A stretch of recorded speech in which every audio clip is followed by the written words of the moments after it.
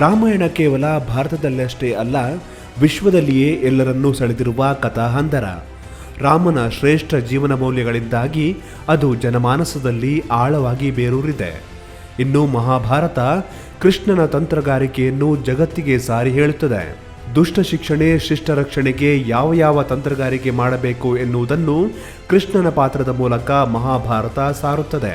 ಹಾಗಾಗಿ 80ರ ದಶಕದಲ್ಲಿ ಪ್ರಸಾರವಾದ ಇವುಗಳ ಧಾರಾವಾಹಿಗಳು ಕೂಡ ಭಾರತದಲ್ಲಿ ಭಾರೀ ಯಶಸ್ಸು ಕಂಡಿದ್ದವು. ಆ ಯಶಸ್ಸಿನ ಬೆನ್ನೇರದ ರಾಷ್ಟ್ರೀಯ ಪಕ್ಷಗಳು ಆ ಪಾತ್ರಧಾರಿಗಳನ್ನು ಬಳಸಿಕೊಂಡು ಜನಮನ ಗೆಲ್ಲಲು ಯತ್ನಿಸಿದ್ದವು. ಈ ಬಾರಿಯೂ ಈ ಧಾರಾವಾಹಿಗಳ ಪಾತ್ರಧಾರಿಯೊಬ್ಬರು ಚುನಾವಣಾ ಕಣಕ್ಕೆ ಧುಮುಕಿದ್ದಾರೆ. ಅರುಣ್ ಗೋವಿಲ್ ನಿರ್ದೇಶಕ ರಮಾನಂದ್ ಸಾಗರ್ ನಿರ್ಮಾಣದ ರಾಮಾಯಣ ಧಾರಾವಾಹಿಯಲ್ಲಿ ರಾಮನ ಪಾತ್ರ ನಿರ್ವಹಿಸಿದ್ದ ಜನಪ್ರಿಯ ನಟ.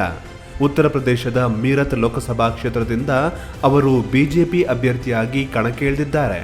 ಕೇವಲ ಅರುಣ್ ಗೋವಿಲ್ ಮಾತ್ರ ಚುನಾವಣೆಗೆ ಸ್ಪರ್ಧಿಸುತ್ತಿಲ್ಲ.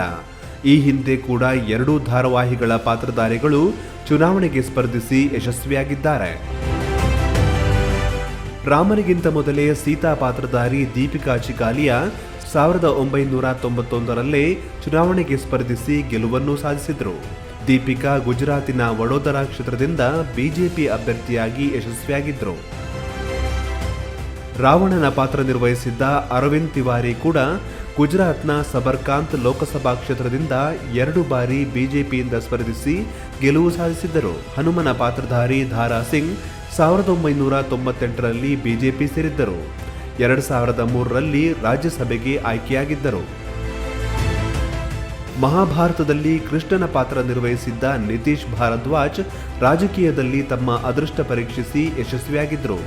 1996ರಲ್ಲಿ ಜಾರ್ಖಂಡ್ನ ಜಮ್ಶೆಡ್ಪುರ ಲೋಕಸಭಾ ಕ್ಷೇತ್ರದಿಂದ ಅವರು ಜಯ ಸಾಧಿಸಿದ್ದರು. ದ್ರೌಪದಿ ಪಾತ್ರ ನಿರ್ವಹಿಸಿದ್ದ ರೂಪಾ ಗಂಗೂಲಿ ಕೂಡ ಬಿಜೆಪಿಯಿಂದ ರಾಜ್ಯಸಭಾ ಸದಸ್ಯರಾಗಿ ಒಂದು ಅವಧಿಗೆ ಅಧಿಕಾರ ಅನುಭವಿಸಿದ್ದಾರೆ.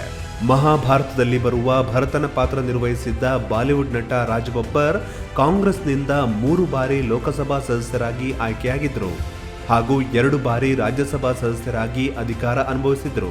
ಅಲ್ಲದೆ ಉತ್ತರ ಪ್ರದೇಶ ಕಾಂಗ್ರೆಸ್ ಅಧ್ಯಕ್ಷರಾಗಿಯೂ ಅವರು ಕಾರ್ಯನಿರ್ವಹಿಸಿದ್ದು ವಿಶೇಷವಾಗಿದೆ. ರಾಮಾಯಣದ ರಾಮ ಈಗ ಕಣದಲ್ಲಿದ್ದಾನೆ. ಅಯೋಧ್ಯೆಯ ರಾಮನನ್ನು ಕಣ್ತುಂಬಿಕೊಂಡಿರುವ ಜನರು ರಾಮನ ಪಾತ್ರಧಾರಿಗೆ ಜೈ ಎನ್ನುತ್ತಾರೆಯೇ ಅನ್ನೋದನ್ನ ಕಾದು ನೋಡಬೇಕಿದೆ.